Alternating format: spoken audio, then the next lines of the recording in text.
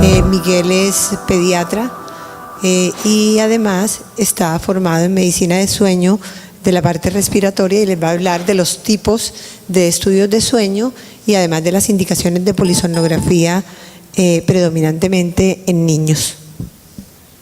Miguel. Muy buenos días, muchas gracias por la invitación a la clínica respiratoria y de alergias. Entrando en el tema de cómo vamos a estudiar los trastornos de sueño de los cuales nos habló María Isabel, vamos a hablar de los tipos de estudio de sueño y cuáles son las indicaciones de cada uno. Esto está fundamentado principalmente en las recomendaciones de la Academia Americana de Medicina del Sueño y en las recientemente revisadas guías australianas de la Asociación Australiana de Sueño, las cuales, más que tener diferencias, lo que buscan es actualizar y tomar la información de la Asociación Americana de Medicina del Sueño. Referencio estos datos porque ambas están disponibles vía web en las respectivas páginas de estas asociaciones y de ahí se fundamenta lo que vamos a hablar en este momento. Los estudios de sueño. ¿Para qué estudiamos el sueño? Para buscar los trastornos que nos comentó María Isabel, para estudiar los trastornos respiratorios del sueño, para estudiar los trastornos del sueño conductuales y del comportamiento del sueño, para mirar los trastornos que son no respiratorios, por ejemplo los de excesiva somnolencia diurna, bien sea narcolepsia, bien sea hiperinsomnio, y para lo contrario, para el paciente que no duerme, los que tienen insomnio o trastornos que se caracterizan por un síndrome de sueño insuficiente. La mayoría de los estudios están en la mira y nuestra gran herramienta, el polisomnograma, está guiada para ver los trastornos respiratorios del sueño y vamos a fundamentar nuestra charla en los tipos de polisomnografía y en los tipos de estudios referentes a estos trastornos respiratorios. Hay 4 tipos de estudios diagnóstico, propiamente polisomnografía, la cual llamaremos tipo 1 y tipo 2, y hay unos estudios abreviados que comúnmente se llaman en la guía tipo 3, tipo 4, allí están la poligrafía, allí está la oximetría continua y vamos a descifrar muy bien qué es una polisomnografía tipo 1, qué es una tipo 2, qué es una tipo 3, una 4, cuáles son las indicaciones. En los estudios abreviados, más que las indicaciones, es muy importante saber las exclusiones, es decir, las no indicaciones, las contraindicaciones de hacer estos tipos de estudios abreviados y vamos a ver también y a describir los otros tipos de estudios para los trastornos no respiratorios. Es importante saber que hay diferente duración de estos tipos de estudios. Se pueden hacer en una noche completa, en lo que llamamos una noche partida, que ya lo veremos, que es cuando realizamos la primera parte de la noche, llamémoslo así, un estudio diagnóstico con el fin de identificar un trastorno respiratorio del sueño y una parte ya de implementar un tratamiento en la otra mitad. Tiene unas indicaciones, son unos estudios que tienen unas limitaciones y también se puede considerar los estudios diurnos o los estudios de siesta, que van también, van puntualmente para cierto tipo de pacientes y para ciertas condiciones. No se puede establecer un diagnóstico de ciertas patologías en siestas y en noches partidas, hay para algunos que es obligatoriedad hacer la noche completa. ¿Qué otros estudios hay? Los que miran los trastornos no respiratorios del sueño, como la somnolencia diurna, como la narcolepsia. Para eso tenemos el test de latencia múltiple, el cual mira la somnolencia diurna excesiva y nos hace diagnóstico de narcolepsia, nos sugiere el diagnóstico de narcolepsia, el test de mantenimiento de la vigilia, el cual es otro, y la actigrafía. ¿Qué otro tipo de? Esos son los estudios que hay para diagnóstico. Estudios que hay para tratamiento. Están aquellos que buscan implementar alguna terapia, principalmente de presión positiva. Están los estudios de CPAP, los estudios de BiPAP, es decir, de una terapia bilevel. Y están los estudios de noche partida, que ya les comenté, que era una primera fase del estudio de sueño en búsqueda del diagnóstico y la otra en búsqueda del tratamiento.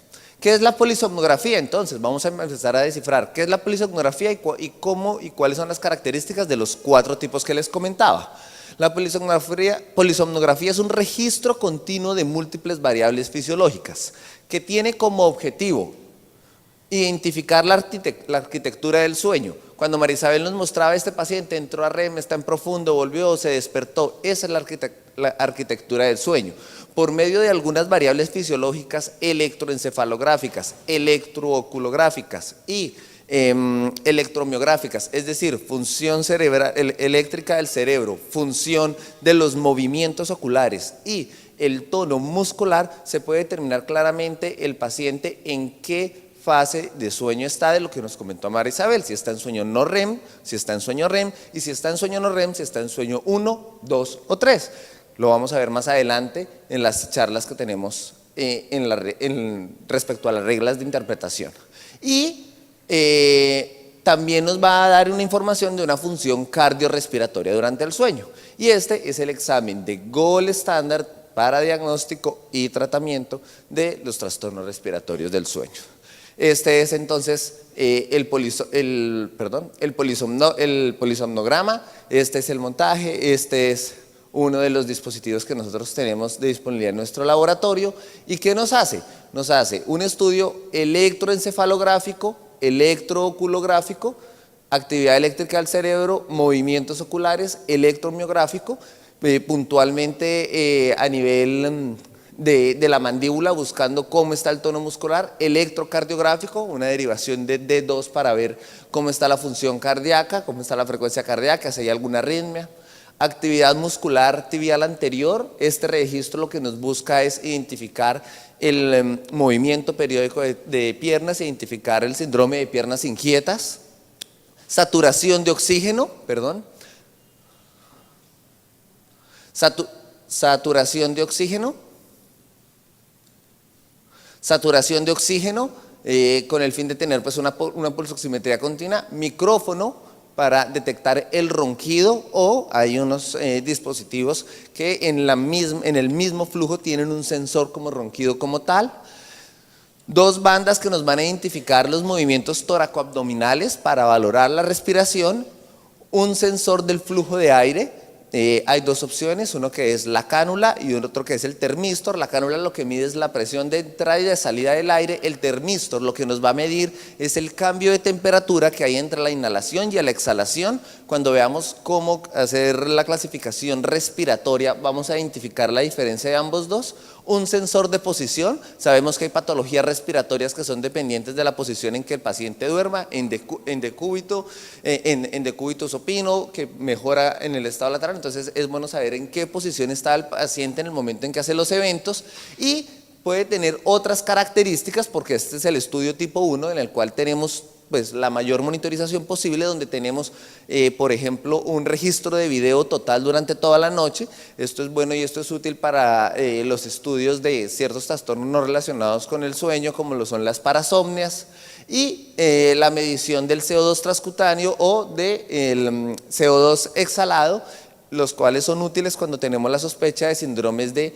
hipoventilación. Es la polisomnografía tipo 1, en esta diapositiva esquemática, lo que nosotros leemos en el computador y lo que reflejamos del registro que les acabo de mencionar.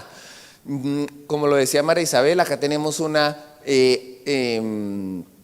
hipnograma, es decir, un resumen. Como ustedes lo ven acá, el paciente está despierto, cuando está en rojo es que está en REM, cuando está en N1 es que está en esta fase transicional de sueño, cuando está en N2 corresponde a este azul, y cuando está en sueño profundo corresponde a este verde. Es decir, que este paciente estaba dormido, entró en la fase transicional, acá un par de veces, entra en N2, sueño profundo, vuelve y sale en N2, sueño profundo, ingresa a sueño REM, cumpliendo, como nos lo describieron, un ciclo de sueño. Este paciente en general, pues en esta noche tuvo 1, 2, 3, 4 ciclos de sueño. Podríamos decir que aquí está el REM, y en este último ciclo de sueño pues ya lo despertaron, ya era las 6 de la mañana y ya se despertó. Tenemos el registro de los 3 primeros canales electroencefalográficos, es decir, que esto corresponde al montaje electroencefalográfico, estos dos a los movimientos de los ojos. Acá tenemos el electromiograma que nos representa la actividad muscular de mandíbula. Tenemos acá el sensor de ronquido, en este caso dado por un micrófono. Tenemos el electrocardiograma que nos demuestra una derivación de D2 larga. Tenemos el sensor de flujo, en este caso representado por una cánula, donde cada una de estas presenta una de las respiraciones. A nivel de tórax y abdomen, 2 bandas, los cuales muestran los movimientos toracoabdominales de cada una de las respiraciones. Esta es la suma del esfuerzo de estas 2 bandas, una pulsoximetría continua y una saturación. En este caso, capnografía exhalada, donde nos muestra los niveles, y actividad muscular de los miembros inferiores. Este es el montaje completo, llamémoslo así, la representación polisomnográfica en la pantalla que nosotros vemos de cada uno de una polisomnografía tipo 1, con todos los canales y adicionalmente con las otras características que pueden haber que les mencioné, como son el video continuo. Polisomnografía tipo 2. ¿Cuál es la diferencia entre la tipo 1 y la tipo 2? La tipo 2 es una polisomnografía, entre comillas, llamémoslo tipo 1, con un mínimo de 7 canales, ya no tenemos toda la tela, sino un mínimo de 7 canales, pero que tiene la capacidad de hacerse sin la atención directa de un personal técnico. Es decir, este estudio se hace con unos dispositivos, con un aparato, con un polisomnógrafo que sea portátil y usualmente se realiza en la casa del paciente. Al ser realizado en la casa del paciente, son polisomnógrafos, valga la redundancia, portátiles, más pequeños, nos dan la limitancia, pero para ser considerada tipo 2 tiene que tener un mínimo de 7 canales, en los cuales se incluyen electroencefalograma, electrooculograma, electromiograma. Algo que nos valore la función cardíaca según el modelo del polisomnógrafo puede ser electrocardiograma o simplemente un registro de la frecuencia cardíaca, oximetría continua, una banda de movimientos tóraco-abdominales. Algunos de los polisomnógrafos lo hacen o bien torácico o bien abdominal, algunos los dos. Recordemos que es reducido el número de canales, entonces no vamos a tener todos los parámetros, y lo que sí debemos tener es un flujo de aire que usualmente en los portátiles no se cuenta con el que regula determina los cambios de temperatura el termistor, sino únicamente con el flujo de aire por medio de una cánula nasal. Esta polisomnografía tipo 2, como bien les digo, es usualmente realizada a nivel ambulatorio. Hay 3 formas de realizarlo que lo describen las guías, que una es realizarle el montaje al paciente en el laboratorio y mandarlo para la casa. La opción número 2 es que el técnico va hasta la casa del paciente y le monta el estudio en su casa. Tiene pues también la ventaja de que se hace en el medio usual, en la cama donde el paciente va a dormir, en la cama donde siempre está, pero pues ya vamos a ver qué cuidado tenemos que tener pues para que el registro sea exitoso y nosotros lo podamos interpretar en el laboratorio. Y puede ser también que un paciente que tenga, pues, como dicen las mismas guías y lo dicen literalmente, que tenga el sentido común y las habilidades adecuadas para que él mismo se haga la autoconexión en la casa.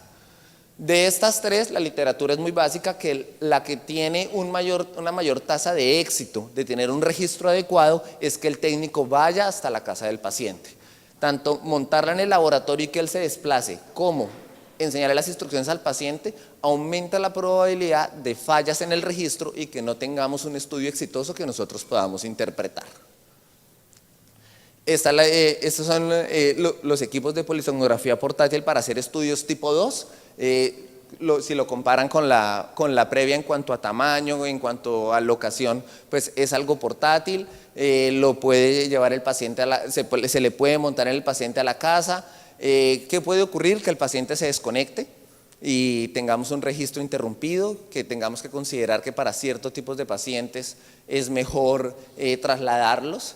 Tener claro que siempre que no se logra un diagnóstico con una polisomnografía tipo 2, con una polisomnografía ambulatoria, tener en cuenta que siempre tenemos que confirmar diagnóstico con una tipo 1. O sea, si no tenemos un diagnóstico que concuerde la sospecha diagnóstica con el resultado que tuvimos, se debe confirmar con una tipo 1 bajo supervisión de técnico, porque pues, es un estudio que tiene esa limitancia. Entonces, ¿cuáles son las exclusiones? ¿A qué paciente no se le puede realizar un tipo 2? Pues pacientes que tengan problemas neuropsicológicos, pacientes que tengan un déficit cognitivo, se van a arrancar los cables, se va a arrancar la conexión y no va a ser un registro exitoso.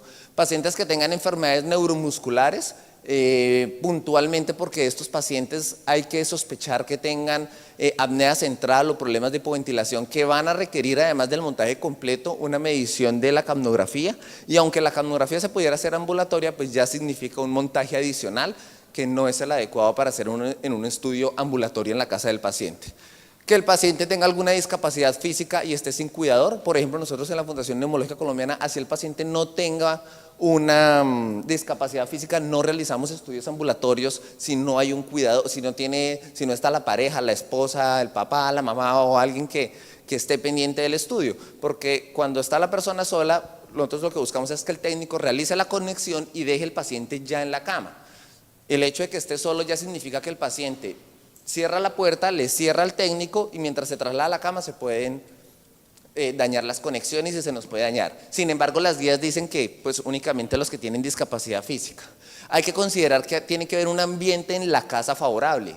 Si es un paciente que nos ha sucedido que tiene 50 gatos y los gatos duermen con él, pues posiblemente hay una gran probabilidad de que se pierda el registro, de que no sea el adecuado. Hay que considerar la distancia que hay del laboratorio de sueño. Esto es muy importante, por ejemplo en Bogotá, donde el tráfico es un caos, y hay que determinar adecuadamente la seguridad de los técnicos. El técnico viaja en horas de la noche, 8, 9, 10 de la noche, a hacer el montaje y vuelve y viaja sobre las 4 o 5 de la mañana. Debe ser una zona segura, y lo dicen las guías, no es solamente el pensamiento colombiano, sino es algo que hay que mirar, que en el ambiente haya una casa favorable, o sea, que en el ambiente donde está el paciente sea favorable para hacer el estudio portátil. Y lo que les comentaba, si los síntomas o los resultados anteriores no corresponden con la impresión clínica, ese paciente se debe derivar a una polisomnografía tipo 1 y considerar que la tipo 2 pues no fue concluyente como tal. No se debe realizar una polisomnografía tipo 2 si lo que se está buscando es tener una segunda opinión porque el primer diagnóstico no le creyeron, porque el primer diagnóstico fue incierto. Si hay una duda sobre un diagnóstico, eso no se debe corroborar con un estudio ambulatorio, sino se debe corroborar con un estudio completo, guiado por técnico, bajo supervisión. Cuando hay condiciones médico-legales asociadas, por ejemplo, cuando hay parasomnias, sexomnias, se debe realizar un registro completo con video tipo 1 en un laboratorio, no uno portátil en casa. Parasomnias de epilepsia, pues lo comentaremos que son y no son indicaciones de polisomnografía, y cuando lo son requieren unos montajes adicionales, por lo tanto estos montajes adicionales se deben realizar en un laboratorio de sueño. Cuando se requiere la medición de CO2 transcutáneo o de capnografía para la identificación de síndromes de apnea central de sueño, síndromes de hipoventilación. Entonces, básicamente son mínimo 11 variables en el tipo 1, mínimo 7 en el tipo 2, uno bajo supervisión del técnico en laboratorio y el otro ambulatorio con un equipo portátil. Pasamos a los estudios abreviados, que son el tipo 3 y el tipo 4. El estudio tipo 3 lo que hace es mirar algunas de las variables respiratorias, va a depender del tipo de dispositivo que tenemos. Puede ser saturación, esfuerzo respiratorio por o movimiento del tórax o movimiento del abdomen. Los estudios tipo 3 no me viene en la cabeza que haya alguno que tenga las dos bandas, usualmente solamente una, y un sensor del flujo de aire. Alguna de las variables cardíacas, bien sea electrocardiograma o frecuencia cardíaca, y un sensor de posición. Según el dispositivo que se tenga, ese sensor de posición puede ser del cuerpo o hay unos que son de la cabeza. El de la cabeza no es tan recomendado porque no es lo mismo evaluar un decúbito supino de esta manera, asumiendo que si tengo la posición de la cabeza tengo todo el cuerpo en un decúbito lateral, mientras que si tengo un sensor de posición de cuerpo pues es la manera más adecuada. Estos estudios tipo 3 no tienen, en resumen, las variables electroencefalográficas. No estamos valorando la parte electroencefalográfica, por lo tal no se puede determinar exactamente en qué fase de sueño está el paciente, sino se estiman todas las variables respiratorias y cardíacas sobre un tiempo total de grabación del estudio. Se puede complementar con estudios de tonometría y actigrafía para tratar de identificar en qué momento el paciente del tiempo de grabación estuvo dormido, sin poder lograr identificar en qué fase puntual de sueño estuvo. Y esto es claro tener en cuenta esta limitación, porque muchas veces para nosotros es muy importante saber si los eventos respiratorios que tuvo el paciente, por ejemplo, fueron más en sueño REM, en sueño no REM, porque eso va a tener implicaciones en el tratamiento que le vamos a poner al paciente. Es un estudio tipo 3, en el cual tenemos una banda torácica y abdominal, donde tenemos un flujo de cánula, la variable cardiovascular, y no tenemos un montaje electroencefalográfico. Este tiene un montaje electroencefalográfico abreviado. Este es uno de los equipos que permite tenerlo, pero es considerado un equipo 3 pues, por el límite que tiene de los parámetros. Este es un equipo portátil en el cual tenemos un sensor de posición que va en el mismo, llamémoslo así, pues en el mismo actígrafo, que va con un sensor de oximetría continua, únicamente una banda de tórax para identificar los movimientos respiratorios y una cánula nasal. Nuevamente es un portátil en el cual el paciente pues tiene la capacidad, en este caso, de conectarlo solo. Se le puede enseñar en el laboratorio que vaya y se conecte él solo en la casa, y tenemos lo mismo, una variable de posición en el mismo polisonógrafo per se, una banda de tórax para determinar los movimientos respiratorios y una cánula de flujo respiratorio para para mirar el flujo respiratorio como tal. Estudios abreviados tipo 4, ahí solamente tenemos una o dos de todo el montaje que hemos mencionado del gol estándar del polisomnograma. Solo tenemos uno o dos, en los cuales usualmente es uno respiratorio, bien sea una saturación continua o un flujo de aire, y una variable cardiovascular que usualmente es la frecuencia respiratoria. Este es el ejemplo, es una oximetría continua durante todo el periodo de la noche con el registro de la frecuencia cardíaca. Ese es un estudio tipo 4. ¿Qué es importante saber de los estudios abreviados, de los estudios tipo 3 y tipo 4? Ya lo comenté, no las indicaciones, las exclusiones. ¿En qué paciente no debo realizar este tipo de estudio? Este tipo de estudio no se debe realizar en los pacientes en que preprueba, yo considero que tienen una baja probabilidad de tener la enfermedad. Si yo considero que hay una baja probabilidad de tener apnea obstructiva del sueño, esos pacientes deben ir a una polisomnografía tipo 1 o tipo 2. Pacientes que reportan síntomas que sugieren una condición diferente a un trastorno respiratorio del sueño. Si la queja es por parasomnia, narcolepsia, trastorno periódico del movimiento de las extremidades o epilepsia nocturna, requieren estas indicaciones de polisomnografía y de estudios del sueño, montajes completos, un complemento con un test de latencia múltiple al otro día, un montaje electroencefalográfico ampliado en el caso de epilepsia. Requieren ciertas condiciones que nos obligan a tener un polisomnograma tipo 1 y no considerar un estudio abreviado. Cuando hay incapacidad para realizar oximetría durante toda la noche en un entorno no controlado, enfermedades psiquiátricas significativas, pacientes que pues se van a desconectar, llamémoslo así.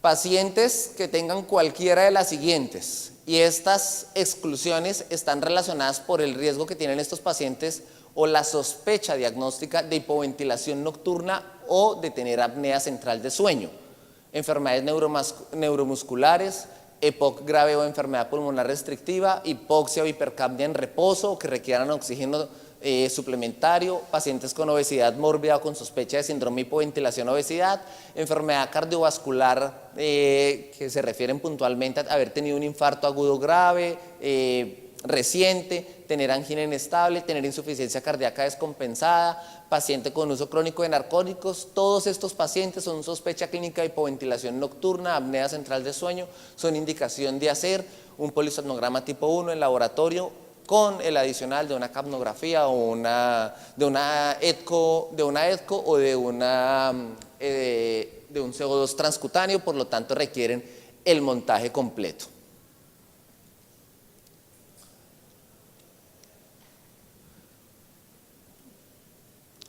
Probabilidad preprueba, ya hablamos de eso. las comorbilidades que confundan los resultados o resultados inconclusos o contrarios a la sospecha clínica. Si no es lo que estamos sospechando, si es una segunda opinión, pues ese paciente debe ir a una polisomnografía tipo 1. Entonces hemos hablado de la importancia de que tanto es una indicación como una exclusión la probabilidad alta de trastorno respiratorio del sueño para que el paciente sea candidato para una polisomnografía tipo 3 o tipo 4, para que sea candidato a un estudio abreviado. ¿Y cómo podemos determinar esa probabilidad preprueba? Pues la mejor forma es ayudándonos de un cuestionario clínico que nos ayude a determinar qué tanto es la probabilidad de ese paciente de tener un síndrome de apnea obstructiva de sueño moderado o severo y que sea así candidato a realizar un estudio ambulatorio. Están descritos en la literatura fundamentalmente estos 3 cuestionarios: el cuestionario de Berlín, el STOP-BAM y el OSA, el OSA 50. Cada uno fue realizado para un entorno diferente. El primero de Berlín fue realizado en un inicio para atención primaria, para médicos de atención primaria, para buscar por medio de 11 preguntas y determinar si hay bajo o alto riesgo para tener síndrome de apnea obstructiva de sueño, dándonos un 86% de sensibilidad, pero como fue realizado para el cuidado primario, cuando lo aplican en centros de sueño especializados, pues la sensibilidad disminuye a un 57 al 67%, son 11 preguntas, es más dispendioso de realizar. Está el Stop Bank, que por el contrario consta de 8 preguntas de sí y no, y se hizo fundamentalmente como un tamizaje para pacientes quirúrgicos. Sin embargo, pues es de los más estudiados por la facilidad que tiene en su aplicación, y se ha identificado que para los centros de estudios de sueño tener un puntaje mayor a 3 habla de un 87% de sensibilidad. Es el que nosotros utilizamos, es el que la literatura, con la sensibilidad que acabo de comentar, más recomienda, es el que más practicidad tiene por el tipo de preguntas, y simplemente es de estas 8 variables, simplemente cada una va dando un punto, y tener más de 3 ya implica un 87% de sensibilidad de tener un síndrome de apnea obstructiva de sueño moderada a severo. Es ronquido, cansancio.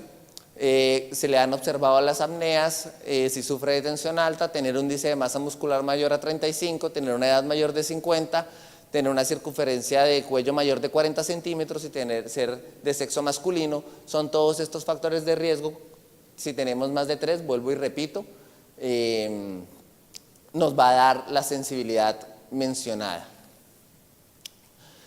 Entonces, ¿cuáles son las indicaciones puntuales de estos tipos de estudios que acabo de mencionar? Pues las indicaciones: yo voy a buscar el diagnóstico cuando tengo la sospecha de un síndrome de apnea obstructiva de sueño, también cuando tengo un síndrome de apnea central de sueño, ya sabemos qué tipo de estudios son para síndrome de hipoventilación durante el sueño, ya sabemos qué complemento, me refiero a la capnografía o el CO2 transcutáneo debo agregarle cuando tengo esta sospecha.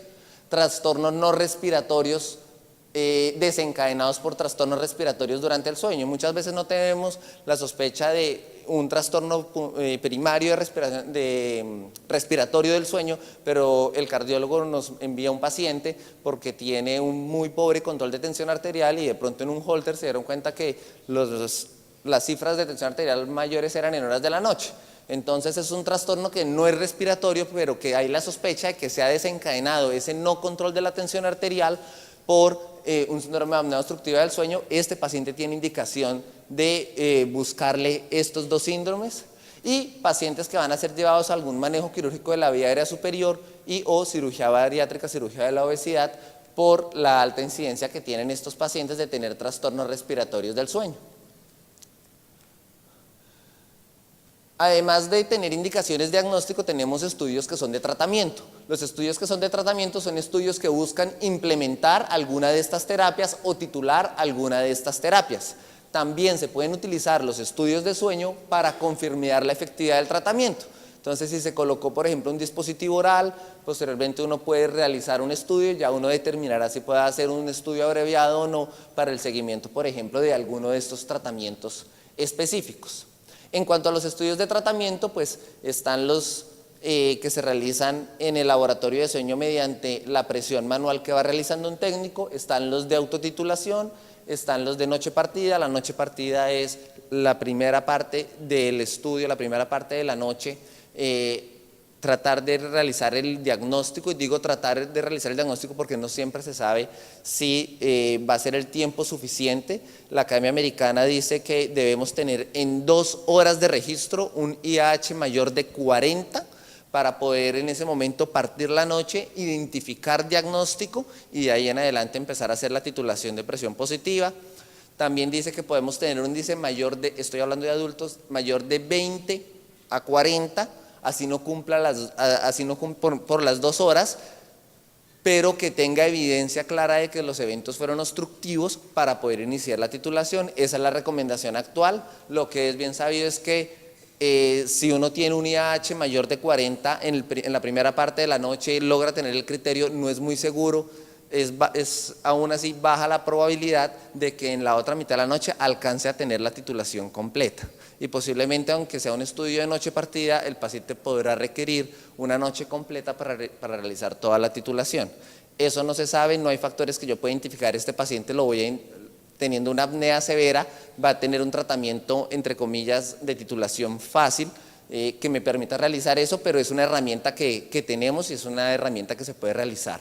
Y estudios diurnos, los estudios de siestas, pues están hechos en pacientes muy seleccionados. Los hacemos, por ejemplo, en pacientes lactantes menores de 3 años, que pues ellos sí hacen siesta y duermen tranquilamente durante el día, o inclusive en pacientes adultos en los cuales, por ejemplo, hacemos un poco de privación de sueño la noche anterior y los citamos a una siesta para casos muy puntuales, por ejemplo, pacientes que requieren ventilación soporte y que preferimos que ese tipo de titulaciones, además de estar con el técnico, estén bajo la presencia de alguno de los neumólogos de adultos y que ellos dirijan un poco la titulación de ese estudio. Se trata antes de hacerlo en una noche, de hacerlo en el día, en una siesta. No siempre se logra, pero es una herramienta que se tiene.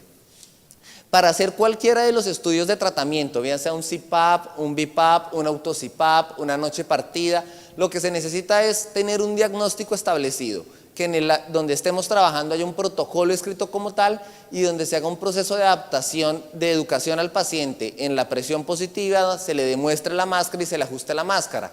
Esto también es muy importante en los pacientes de noche partida, porque si el paciente cumple con el criterio, uno a medianoche, pues suficiente tiene con interrumpirlo para colocar el CPAP como tal, como para empezar a decirle, no, sí, mire, le salió re mal y entonces ahora vamos a empezar a colocar algo. Él desde el inicio de la noche tiene que saber que puede haber una segunda fase en donde van a cambiar, donde se le va a adaptar una interfaz y donde va a ser la prueba ya terapéutica como tal.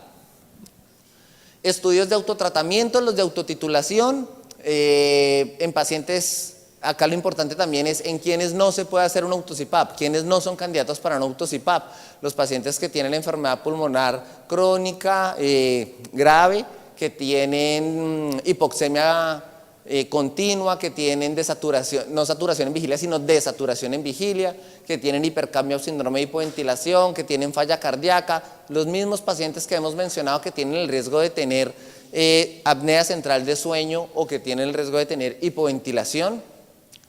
Enfermedades neuromusculares, de pared torácica, uso de narcóticos, abuso de alcohol, todos estos pacientes no son candidatos para realizar auto-CPAP. Para realizar un auto-CPAP necesitamos un paciente que tenga sentido común, que cuide las conexiones, tenemos que tener claro que no tenga ninguna de las contraindicaciones que he dicho previamente. Los incrementos rápidos de presión, si tenemos un CPAP que hoy aumentó progresivamente a una presión exagerada o las presiones son muy fluctuantes en el registro, pues eso lo que nos significa es que está haciendo fuga, lo que nos significa que el auto-CPAP no nos está dando la información adecuada de la presión terapéutica que tengo y lo que nos indica que tengo que hacer una titulación en casa, no que tengo que hacer una titulación acá. Cuando se hacen los procesos de autotitulación, puede ser que un paciente con una noche, lo que reporte el auto-CPAP sea la presión de tratamiento. No se sabe y no se ha establecido cuántas noches. Las guías dicen que mínimo se deben hacer 3 noches de autotitulación, determinar una presión y fijarla. Un paciente no tiene por qué quedar con un auto-CPAP para toda la vida y el aparato tratando de tener el parámetro, sino establecerlo en un promedio de 3 noches, fijarla y hacer los cambios conforme a hacer los cambios conforme a la lectura que nos tiene ya el equipo de tratamiento de la casa. No hay ningún cambio, no es más adherente el paciente que lo titularon en laboratorio versus al que lo titula con un estudio de autotitulación. A la larga presentan los mismos resultados. Otras indicaciones, otros estudios de sueño, las parasomnias, la epilepsia, el movimiento periódico de piernas, son otras causas. Ya sabemos que son indicaciones de polisomnografía tipo 1. Narcolepsia requiere obligatoriamente al otro día del test de latencia múltiple. Insomnio, trastornos de insomnio, de ciclo circadiano, de sueño insuficiente. Tenemos herramientas como el diario de sueño, la actigrafía. Y por ser pediatra, pues no puedo pasar la oportunidad sin hacer un énfasis en las indicaciones respiratorias de polisomnograma en niños. ¿A qué niños hay que hacerles polisomnograma? Aquellos que por evaluación clínica sugiera síndrome de apnea y hipopnea obstructiva de sueño. Ya vamos a hablar de eso y les vamos a mostrar una gráfica, unas fotos que son muy dicientes. En pacientes, como sabemos que el síndrome de apnea y hipopnea obstructiva de sueño en niños, la primera terapia es la adenoamigdalectomía. Los pacientes que están en posoperatorio de adenoamigdalectomía, tenían previamente un SAOS leve y tienen síntomas residuales, hay que hacerles un polisomnograma para saber si tienen un síndrome de apnea y hipopnea obstructiva residual post-amigdalectomía. O los pacientes que sufrían de un síndrome de apnea y hipopnea moderado severo, siempre hay que hacerles para hacer esa valoración de síndrome de apnea y hipopnea residual, para saber en qué quedó la enfermedad. Pacientes con comorbilidades como obesos, malformaciones craneofaciales y trastornos neurológicos, siempre de realizarles el manejo de primera línea, se debe realizar un estudio. Y para los estudios de tratamiento, también en los niños, a los niños también les colocamos presión positiva, pues para valorar la presión positiva para los niños que tienen síndrome de apnea obstructiva del sueño residual o llamémoslo así, resistente al manejo de la adenoamigdalectomía, o que no eran candidatos de este manejo quirúrgico en las excepciones y que se realiza directamente terapia de presión positiva. Estas son condiciones específicas médicas en las cuales hay que realizar estudios, pues más que el listado, y lo traje directamente de la referencia, esto es mucho más diciente. Todos estos son pacientes que por diferentes condiciones, la mayoría de ellas genéticas, tienen factor de riesgo para síndrome de apnea y hipopnea obstructiva de sueño. La más frecuente y común de todas las que están acá, síndrome Down, el cual hago un énfasis diciendo que todo padre de niño con síndrome de Down debe ser educado en la identificación de síntomas de síndrome de apnea obstructiva del sueño desde los 6 meses de edad. Decirle, esté pendiente si su hijo ronca, esté pendiente si su hijo se queda con pausas para respirar. Y en el momento en que los padres identifiquen esos síntomas, inmediatamente hacer una polisomnografía, valga la redundancia, una tipo 1 en laboratorio por las condiciones que tienen estos pacientes. Si a los 4 años de edad, los padres no refieren ninguna alteración al dormir, va sí o sí a una polisomnografía. ¿Por qué? Porque muchas veces los papás dicen, no, es que ese es el dormir del niño, es que él siempre ha dormido así, como él les da siempre ha dormido así, doctor. No, a los 4 años y ahí en adelante se recomienda anualmente. Llamo la atención sobre porque es la principal causa, pero todos estos pacientes, como lo mostraba ayer la doctora Elia, pues son pacientes que están con una alta incidencia de trastornos respiratorios del sueño asociados. Indicaciones no respiratorias, tenemos estas dos primeras: sospecha de un trastorno periódico de movimiento de extremidades para el diagnóstico de movimiento periódico de piernas, y el test de latencia múltiple que siempre lo realizamos por recomendación de la Academia Americana, precedido de una polisomnografía nocturna que está indicado en los pacientes para evaluar la sospecha de narcolepsia y de hipersomnia.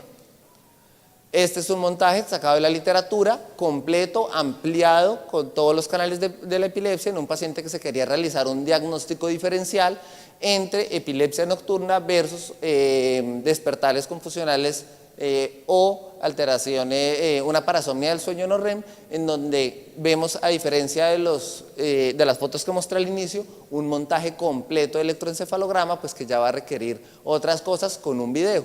Un ejemplo de una polisomnografía tipo 1 adaptada a una condición y a un diagnóstico especial del paciente.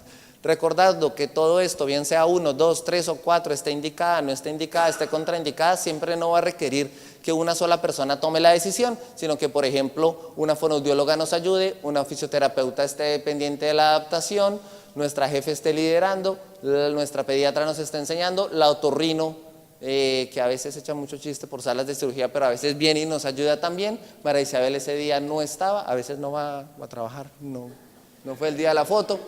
Tenemos nuestra auxiliar administrativa, nuestro coordinador, somos un equipo. Somos un equipo. La secretaria ya va y nos dice, este paciente es un viejito que en el año 79 tuvo una ACV, ¿lo puedo hacer en la casa? No. Todos somos un equipo. Ella está educada en cómo identificar al paciente, los fisioterapeutas en cómo adaptarlos, los técnicos en cómo conectarlos, cómo leerlos. Nosotros apoyamos consulta, nosotros somos todos un equipo. Y tener un equipo multidisciplinario, que es lo que sé que se está buscando realizar acá, es lo que lo va a llevar a ustedes en ofrecerle a nuestros pacientes con trastornos del sueño una mejor salud y un mejor sueño, para que, como diga María Isabel, no toque tomar tanto vino.